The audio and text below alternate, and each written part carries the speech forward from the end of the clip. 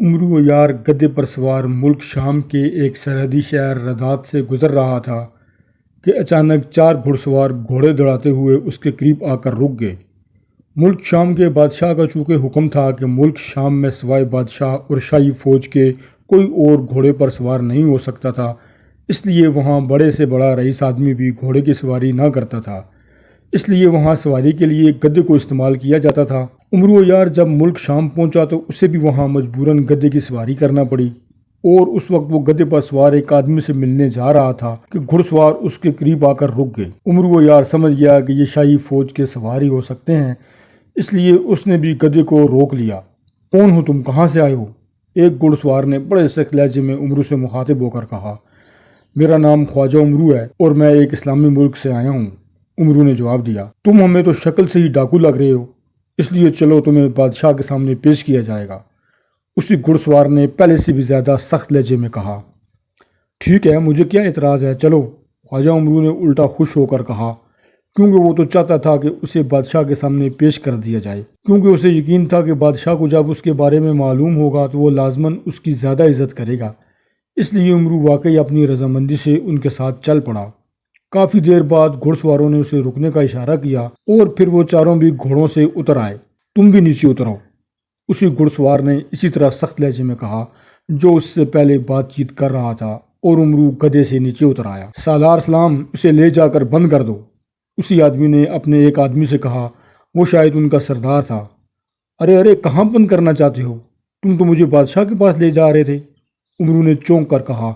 چلو ورنہ ابھی گردن اڑا دیں گے، ہم تمہیں جیل خانے میں بند کرنے لے جا رہے ہیں، تم ڈاکو ہو، اسی سردار نے اور زیادہ غصیلے لہجے میں کہا۔ اس کے ساتھ ہی ایک آدمی نے اس کا ہاتھ پکڑا اور اسے گھسیٹ کر ایک عمارت کی طرف لے جانے لگا۔ عمرو نے بڑا احتجاج کیا لیکن وہ آدمی اسے گھسیٹتے ہوئے اس عمارت میں لے آیا۔ یہ واقعی جیل خانہ تھا اور اندر ایک چھوٹی سی کوٹری میں عمرو کو بند کر دیا گیا۔ اس کوٹری کا دروازہ سلاخوں سے بند کیا گیا تھا۔ کوٹری بے حد گندی اور سیلن زدہ تھی، وہاں شدید بدبو پھیلی ہوئی تھی اور کئی موٹے موٹے چوہے بھی ادھر ادھر دوڑتے ہوئے دکھائی دے رہے تھے۔ یہ کیا ہوا میرے ساتھ؟ اب ان چاروں کو بہرحال سزا ملنی چاہیے، یہ تو شکر ہے کہ انہیں میری زنبیل کے بارے میں علم نہیں ہے، عمرو نے بڑبڑاتے ہوئے کہا، اور اس کے ساتھ ہی اس نے آگے بڑھ کر دونوں ہاتھوں سے سلاخوں کو پکڑا اور زور زور سے چیخنے لگا۔ تھوڑی دیر بعد دو آدمی دوڑتے ہوئے وہاں آئے، وہ جیل کے محافظ تھے۔ ان دونوں کے ہاتھ میں خوفناک کوڑے تھے۔ کیوں چیخ رہے ہو؟ خاموش رہو ورنہ کوڑے مار مار کر تمہاری کھال ادھیڑ دیں گے، ان میں سے ایک نے چیخ کر کہا۔ جیل کا بڑا حاکم کون ہے؟ عمرو نے اس بار انتہائی سنجیدہ لہجے میں کہا۔ میں ہوں، کیوں؟ ایک آدمی نے حیرت بھرے لہجے میں کہا۔ جو لوگ مجھے یہاں چھوڑ گئے ہیں وہ کون ہیں؟ عمرو نے پوچھا۔ وہ شاہی فوج کے سپاہی ہیں، ان کا سالار بھی ساتھ تھا، جیل کے بڑے حاکم نے کہا۔ کیا نام ہے اس سالار کا؟ عمرو نے پوچھا۔ اس کا نام ہاشم ہے، سالار ہاشم، جیل کے بڑے حاکم نے جواب دیتے ہوئے کہا۔ اس کی رہائش کہاں ہے؟ عمرو نے پوچھا۔ تم کیوں پوچھ رہے ہو؟ ہم تمہارے غلام ہیں کہ تمہارے سوالوں کے جواب دیتے رہیں، جیل کے بڑے حاکم نے انتہائی غصیلے لہجے میں کہا۔ سنو، میرا نام خواجہ عمرو ہے اور میں سردار امیر حمزہ کا خاص درباری ہوں، اور بادشاہ سلامت کے پاس سردار امیر حمزہ کا خصوصی پیغام لے کر جا رہا تھا کہ اس سالار ہاشم نے مجھ سے رشوت طلب کی اور میرے انکار پر وہ مجھے زبردستی یہاں قید کرا گیا ہے۔ اس لیے اگر تم اپنی زندگی بچانا چاہتے ہو تو بادشاہ سلامت تک میری بات پہنچا دو یا پھر مجھے چھوڑ دو، ورنہ جیسے ہی بادشاہ سلامت کو پتہ چلا وہ خود یہاں آئے گا اور مجھے چھڑوا کر ساتھ لے جائے گا، اور پھر اس سالار ہاشم اور اس کے ساتھیوں سمیت تم بھی مارے جاؤ گے۔ خواجہ عمرو نے کہا۔ بادشاہ اگلے مہینے یہاں کا دورہ کرے گا تو تمہیں اس کے سامنے پیش کر دیا جائے گا، اس سے پہلے نہیں، سمجھے؟ اور اب اگر تم نے شور مچایا تو کھال ادھیڑ دوں گا۔ تم جیسے کئی ایسے لوگ یہاں آتے رہتے ہیں جو اپنے آپ کو بادشاہ کا بھی باپ بتاتے ہیں، جیل کے حاکم نے کہا اور واپس مڑ گیا۔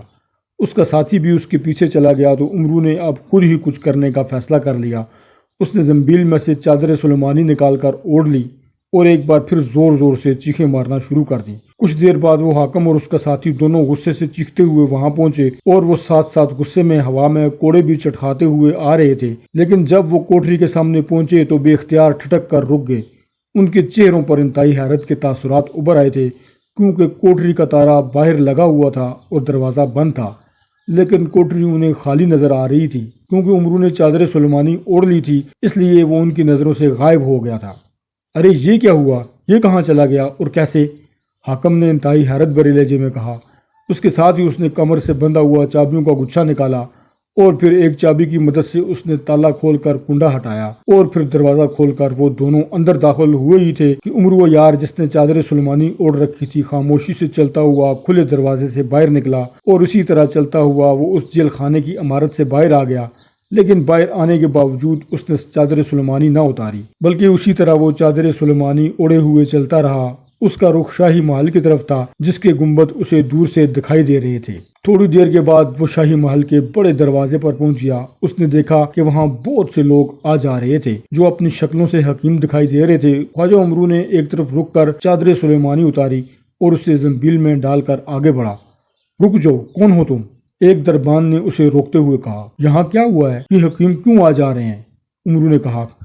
شہزادی دل بہار کے چہرے پر سفید نشان ابھر آیا ہے جس کی وجہ سے شہزادی کا چہرہ بے حد بدنما لگنے لگا ہے، اس لیے مختلف ملکوں کے حکیم علاج کے لیے آ رہے ہیں، لیکن تم کون ہو اور کہاں سے آئے ہو؟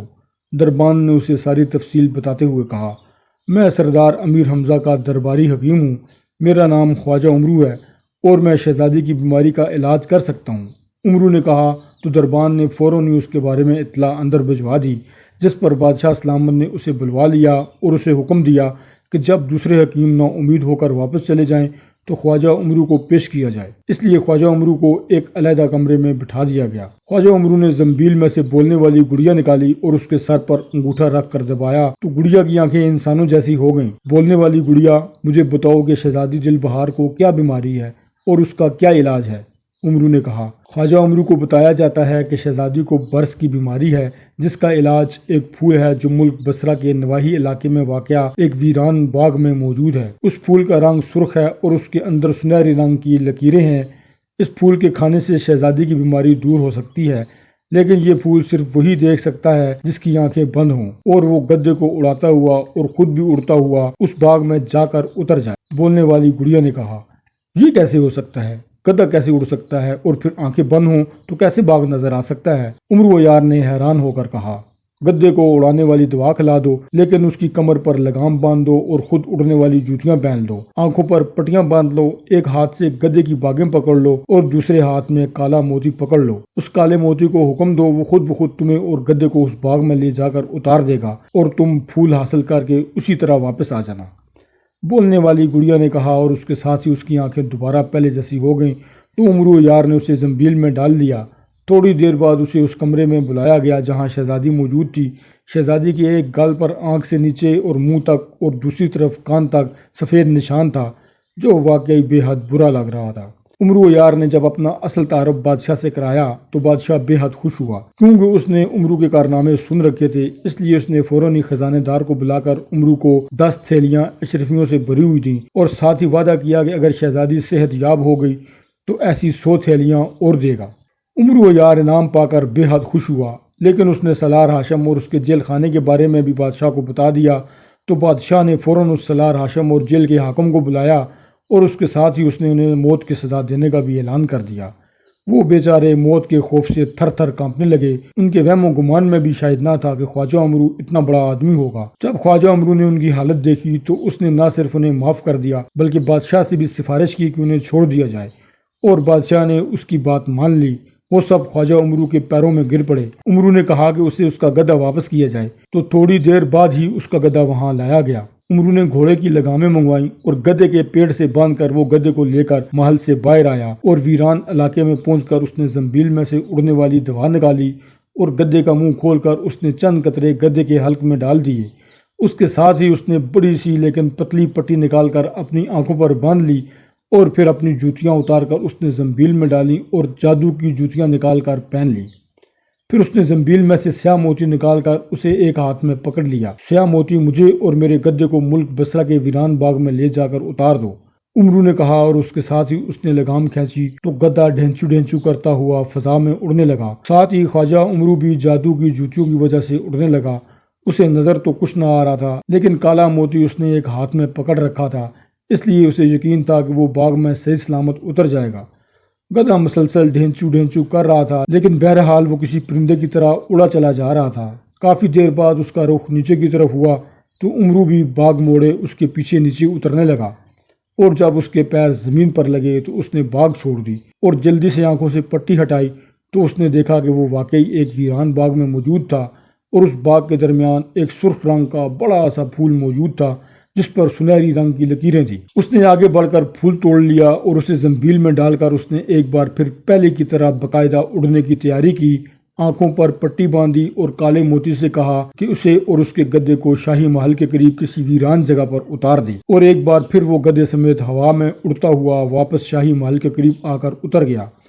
اس نے آنکھوں سے پٹی ہٹائی، پیروں سے جادو کی جوتیاں اتار کر زنبیل میں ڈالیں اور اپنی عام جوتیاں پہن لیں۔ کالا موتی بھی اس نے زنبیل میں ڈالا اور پھر گدے کو لے کر وہ شاہی محل پہنچ گیا۔ جب بادشاہ کو اس کی آمد کی اطلاع ملی تو اسے فوراً بلوا لیا گیا۔ کیا تم کامیاب لوٹے ہو خواجہ عمرو؟ بادشاہ نے بے چین ہو کر پوچھا تو عمرو نے اس بات میں سر ہلا دیا اور پھر اس نے زنبیل میں سے پھول نکال کر شہزادی دل بہار کو کھانے کے لیے دیا، اور شہزادی نے جیسے ہی پھول کھایا تو اس کا سفید داغ اس طرح غائب ہو گیا جیسے کبھی تھا ہی نہیں۔ شہزادی اور بادشاہ بے حد خوش ہوئے اور پھر بادشاہ نے اشرفیوں کی 100 تھیلیوں کے علاوہ بھی بے شمار انعام عمرو عیار کو دیا تو عمرو عیار بے حد خوش ہوا۔